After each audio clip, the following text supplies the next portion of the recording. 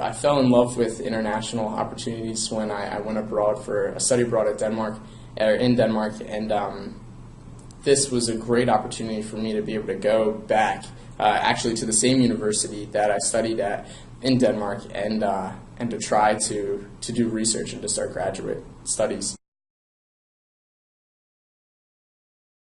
I think the number of revisions, I didn't realize how often I'd be sitting writing and then rewriting and then starting over from the top.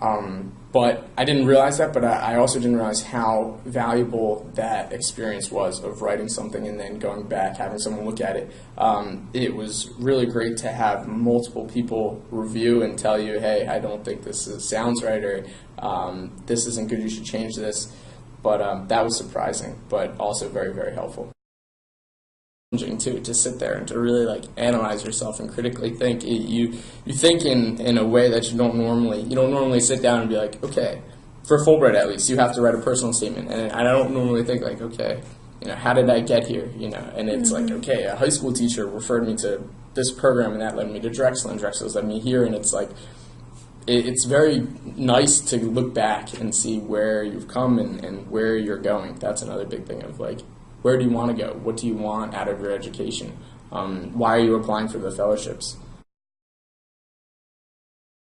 I also took advantage of the workshop sessions where I emailed to other students who were applying, and they came back with some good feedback too, because I may think one way and write one particular way, but a student, and especially in engineering, someone who's not engineering, taking a look at your essay and then completely giving you new advice that you wouldn't have thought of from a different perspective is really helpful. The rewarding aspect is the ability to write better. I feel like it helped me with my GREs when I was preparing for the graduate studies and the test, because having done the fellowships, I was able to sit and write an essay in a short amount of time and kind of go through it, revise it. Definitely contact your professors early for letters of recommendation. It can really help to keep your stress level down because you're already in touch with them. And to start that early, that conversation early, as well as I recommend using the resources in the fellowship office.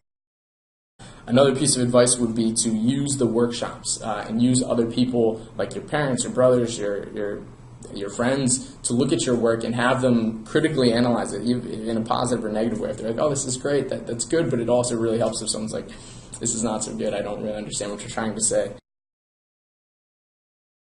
Apply, don't be intimidated by things like this. And something I've said in the past is don't think of the numbers. When people go to apply for these fellowships, they think, okay, 7 students out of 700 get accepted. Or only 5% of people get accepted. And if you have it in the back of your mind when you're applying, I think it hinders your ability to write and to express yourself in the way that you may want to express yourself, because you have this barrier that you set up for yourself that you think you can't get it or it's more difficult for you to get it. But just applying and really just doing your best and focusing on doing your best and not the number of people that get accepted.